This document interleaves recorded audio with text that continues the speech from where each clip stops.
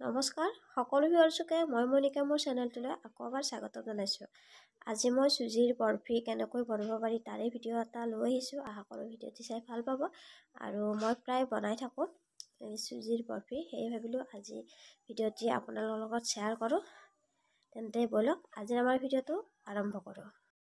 প্ৰথমতে আমাক লাগিব চুজি। মই লৈছোঁ এবাটি, কাজু বাদাম, চেনি আধা বাটি, ঘিউ আৰু গাখীৰ।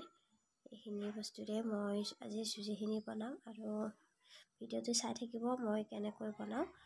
প্ৰথমতে কেৰাহীটো গৰম হোৱাৰ পিছত অলপ গৰম হ'বলৈ দিছোঁ। তাৰপিছত মই তেজপাত দুটা আৰু ইলাচি দুটাও দিছোঁ আৰু চুজিখিনিৰ কেঁচা গোন্ধটো মই যোৱালৈকে চুজিখিনি ভাজি থাকিম।